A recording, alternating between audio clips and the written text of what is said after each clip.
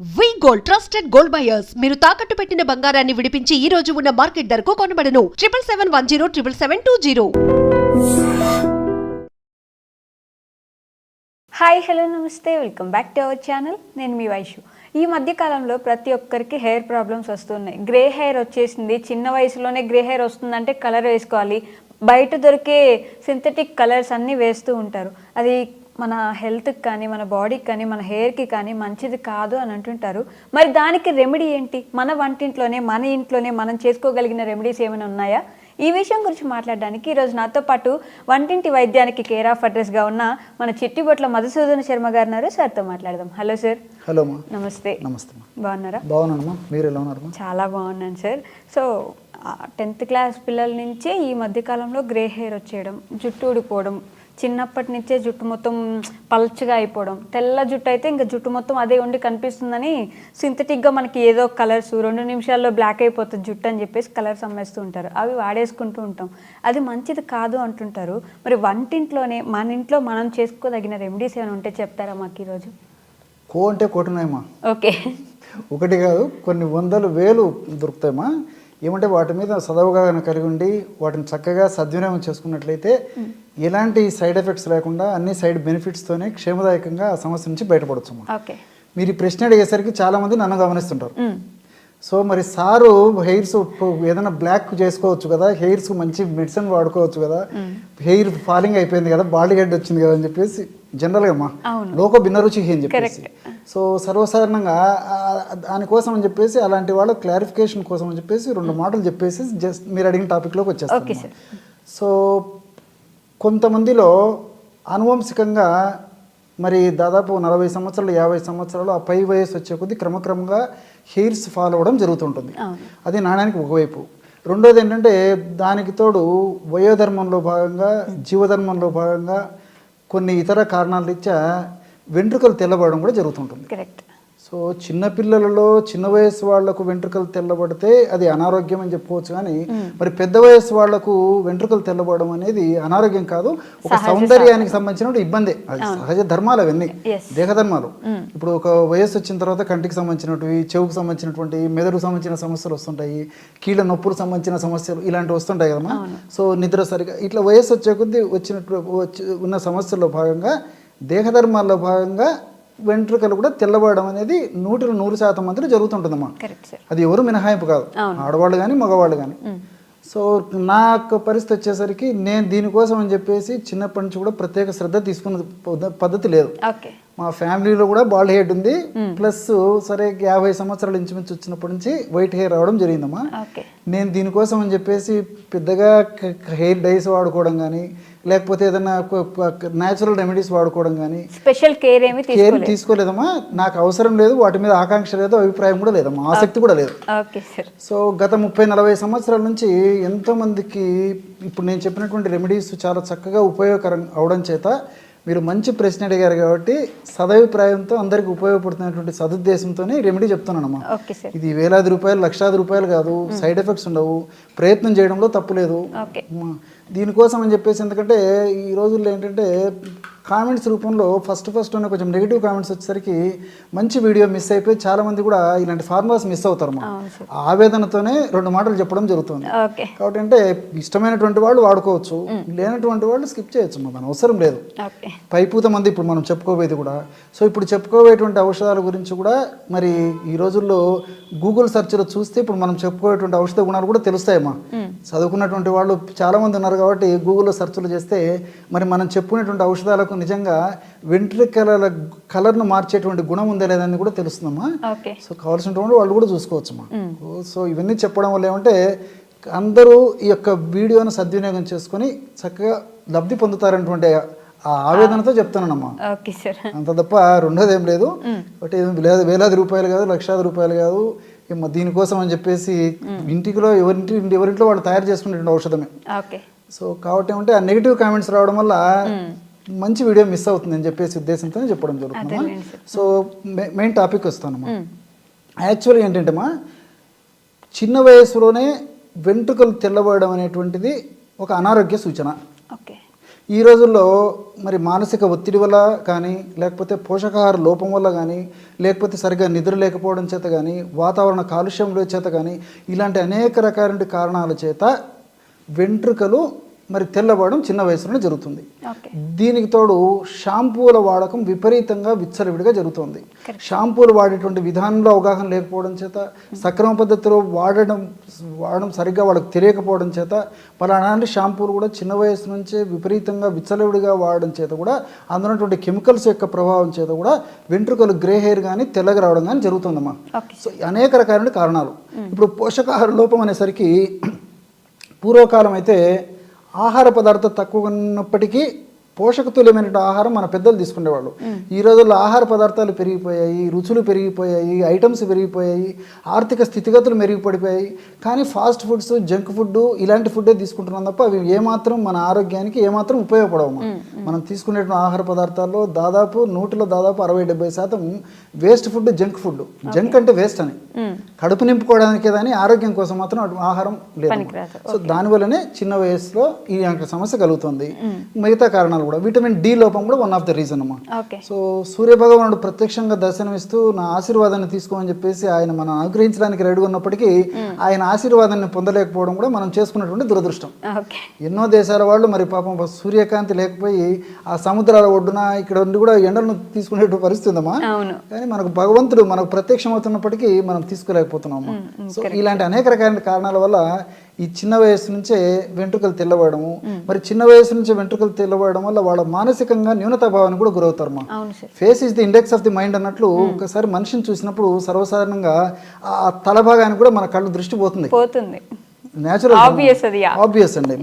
So చూసినప్పుడు ఇతరులు ఏమన్నా అనుకుంటారనేటువంటి ఉద్దేశంతో వాళ్ళు కొంచెం మానసికంగా కూడా ఫీల్ అయిపోయి 10 మందిలోకి వెళ్ళాలన్నా చాలా సంకోచపడేటువంటి పరిస్థితి కూడా ఏర్పడుతుంది.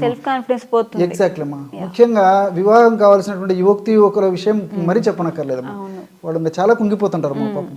సో వీటన్నిటి నేపథ్యంలో మనం ప్రకృతి ప్రసాదించినటువంటి ఔషధాలపైన అవగాహన కలిగి ఉండి వాటిని సద్వినియోగం చేసుకున్నట్లయితే ఇలాంటి సైడ్ ఎఫెక్ట్స్ ఉండవు, అన్ని సైడ్ బెనిఫిట్స్ ఉంటాయమ్మా. ఇప్పుడు for example synthetic hair dyes వాడుకున్నాం అనుకోండి, చిటిక వేసినట్లు వెంటనే వెంట్రుకలు నల్లబడతాయి. అక్కడికే పోలేదు కదమ్మా. ఎక్కువ రోజుల పాటు వాడుకోవడం వల్ల మరి చర్మానికి సంబంధించినటువంటి సమస్యలు, ముఖ్యంగా అలర్జీ సమస్యలు, కొంతమందిలో అయితే నల్ల మచ్చలు ఫేస్ మీద, బాడీ మీద వచ్చే పరిస్థితి ఉంటుంది. కొంతమందికి తెల్ల మచ్చలు వచ్చేటువంటి పరిస్థితి ఏర్పడుతుంది. కొంతమందికి అలర్జీ వచ్చేటువంటి పరిస్థితి ఏర్పడుతుంది. ఈ విధంగా రకరకాల సైడ్ ఎఫెక్ట్స్ చాలా మందిలో వస్తుంటాయమ్మా. అంతేకాకుండా కొంతమందికి ఊపిరితిత్తుల అలర్జీ ఉన్నటువంటి వాళ్ళలో అయితే ఈ డై వేసుకోవడం వల్ల ఈ ఊపిరితిత్తుల అలర్జీ కూడా పెరిగిపోతుందమ్మా. ఆయాసం రావడము, దగ్గు రావడము, ఇలాంటి సందర్భాలు కూడా మేము మా దైనందిన జీవితంలో పేషెంట్లను చూస్తుంటామమ్మా. సో కాబట్టి సేఫ్టీ, మనకేంటంటే సేఫ్టీ మెజర్స్ని ఆలోచన చేసి వాటిని వాడుకోవడం మంచిది. సో ఇప్పుడు నేను చెప్పబోయేటువంటి ఔషధం నీకు చెప్తుంటే చాలా మంది ఏం చేస్తారంటే మరి పర్మనెంట్గా మనకు బ్లాక్ హెయిర్ అవుతుంది అని చెప్పేసి కూడా చాలా మంది సందేహం వస్తుంటుంది. మీకు కూడా సందేహం వచ్చి ఉండొచ్చు. కాబట్టి ఈ పైపూత మందులు తాత్కాలికమేమ్మా. ఇంటర్నల్ ప్రాబ్లం ఉన్నప్పుడు ఇంటర్నల్గా రెక్టిఫై చేస్తే ఆ యొక్క సమస్య పూర్తిగా తగ్గిపోతుంది. కానీ లేకపోతే ఇప్పుడు హెయిర్ డైస్ బదులు ఇది వాడుకుంటున్నాము, సేఫ్టీ. సో ఔషధాన్ని ఎలా తయారు చేసుకోవాలంటే అన్ని సింపుల్ అమ్మా, చెప్తాను చూడండి. ఒక 60 ml నువ్వుల నూనె తీసుకోవాలి. ఒక పాత్రలో 60 ml నువ్వుల నూనె తీసుకొని ఆ 60 ml నువ్వుల నూనెలో 1 to 2 టీ స్పూన్స్ పటిక పొడి కలిపేసేయాలమ్మా. పటికనే ఆలం అనేటువంటి పేరుతో పిలుస్తుంటారు. మనకు మార్కెట్లో దొరుకుతుందమ్మా. పటిక గడ్డలు దొరుకుతాయి. ఆ గడ్డలు తెచ్చుకొని మిక్సీలో వేసేస్తే ఈజీగా పౌడర్ అయిపోతుంది. ఆ యొక్క పటిక పొడి ఒక 2 టీ స్పూన్లు కలిపేసేయాలి. అట్లే ఉసిరిక పొడి ఒక 2 టీ స్పూన్లు కలుపుకోవాలి. అంటే ఒక 20 గ్రామ్, ఒక 10 గ్రామ్స్, 2 టీ స్పూన్ అంటే 10 to 20 గ్రామ్స్ కలుపుకోవచ్చు. 10 గ్రామ్స్ మ్యాక్సిమం 20 గ్రామ్స్ కలుపుకోవచ్చు. అదేవిధంగా కలవంజి పౌడర్ 10 గ్రామ్స్. ఇన్ జనరల్గా ఎక్కువ మంది పేషెంట్ నాకు సజెస్ట్ చేసేది ఏంటంటే కలంజి పౌడర్ 20 గ్రామ్స్, ఉసిరిక పొడి 20 గ్రామ్స్, అట్లే పటిక పొడి 5 to 10 గ్రామ్స్ కలపమని చెప్తుంటానమ్మా. సో పరిస్థితిని బట్టి, ఆ యొక్క అవసరాన్ని బట్టి కలుపుకోవచ్చమ్మా.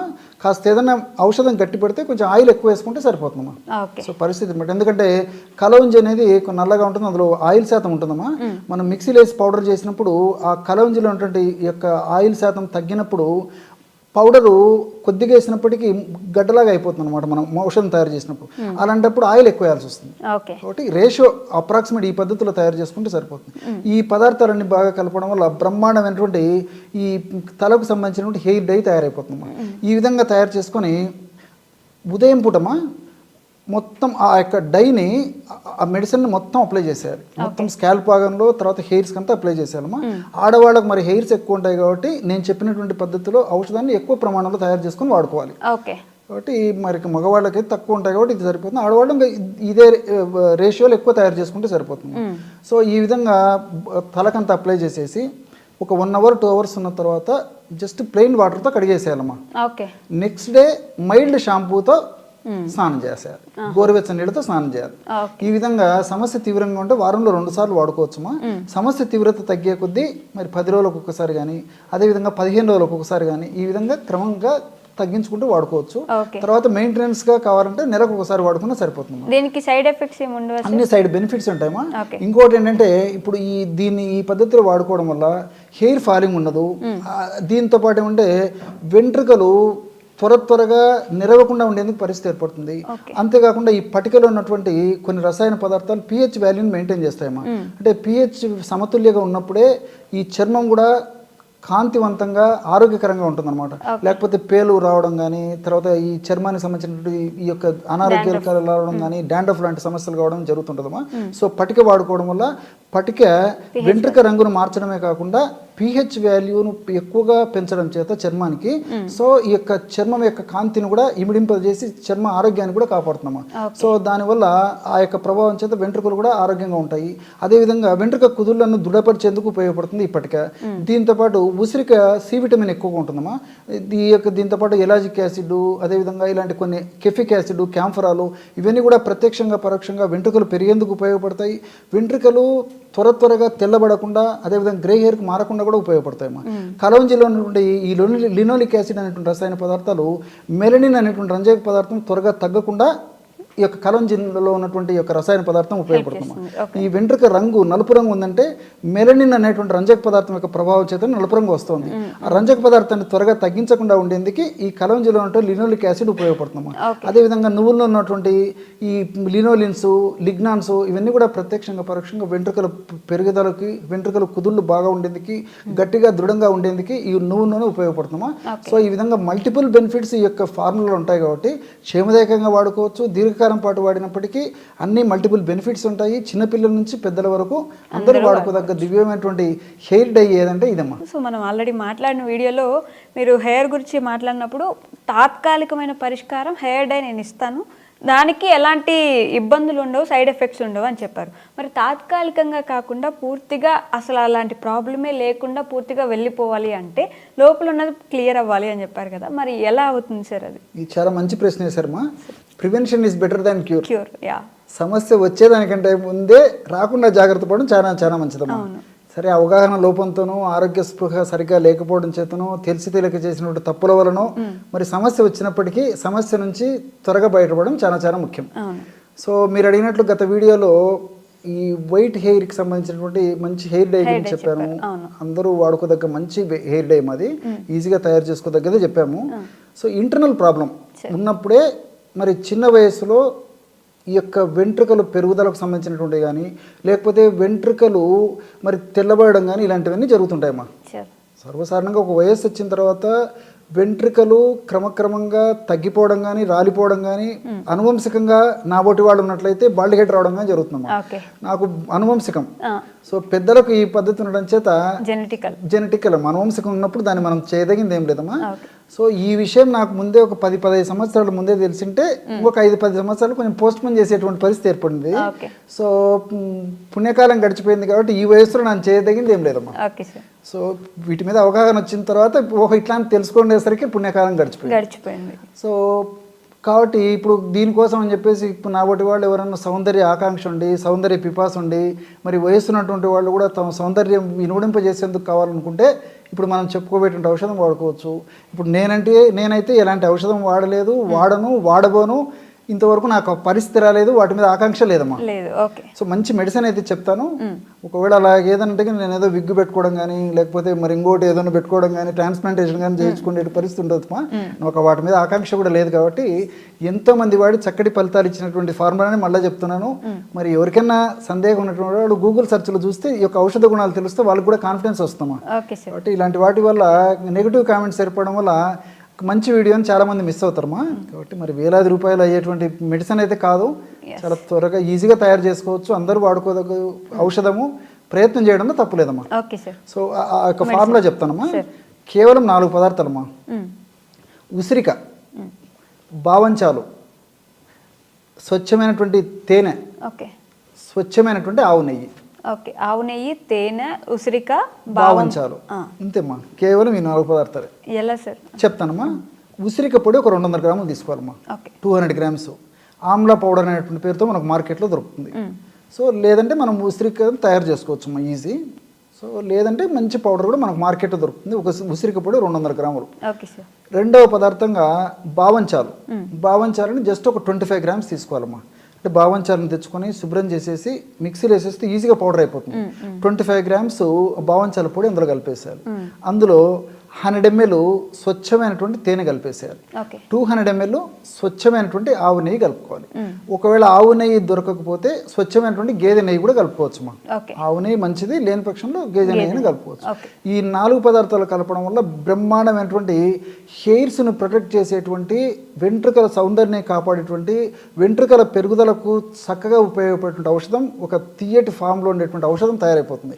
చిన్నపిల్లల నుంచి పెద్దల వరకు చాలా ఉత్సాహంగా, ఇంట్రెస్ట్గా, మరి దాని మీద కోరిక మేరకు తినేటువంటి పరిస్థితి ఉంటుందమ్మా.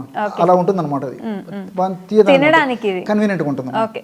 సో దీన్ని ఏం చేయాలంటే మామూలుగా మరీ చిన్న పిల్లలైతే, ఉదాహరణకి 7 సంవత్సరాలు, 8 సంవత్సరాలు, 10 సంవత్సరాలు ఇలాంటి పిల్లలైతే ఒక 1/2 టీ స్పూన్ ఉదయం, 1/2 టీ స్పూన్ సాయంత్రం చప్పరించేసి ఒక కప్పు పాలు తాగితే సరిపోతుందమ్మా.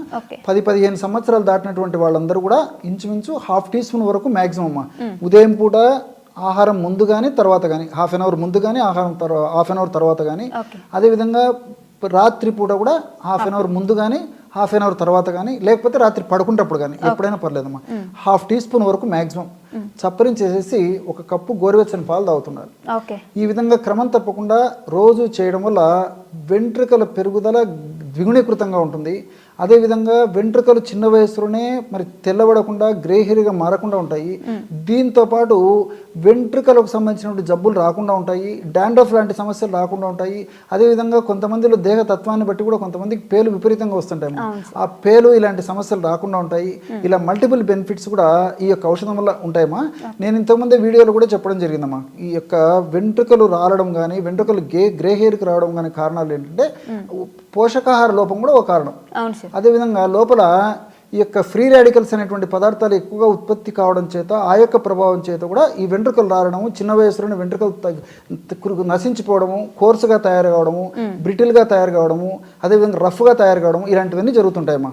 సో మరి యాంటీ ఆక్సిడెంట్స్ లోపల ఫ్రీ రాడికల్స్ అనేటువంటి పదార్థాలు మన బాడీలో హానికారకమైన పదార్థాలు మానసిక కారణాల వల్ల కానీ, తీసుకునే ఆహారం వల్ల కానీ, అదేవిధంగా మరి ఎన్విరాన్మెంటల్ ఫ్యాక్టర్స్ అంటే వాతావరణ కాలుష్యం వల్ల కానీ, ఎలాగైనా మన దేహంలో మాత్రం కొన్ని చెడు పదార్థాలు తయారై ఆ యొక్క పదార్థాల ప్రభావం చేతనే చిన్న వయసులో వెంట్రుకలకు సంబంధించిన సమస్యలు వస్తున్నాయి అన్నమాట.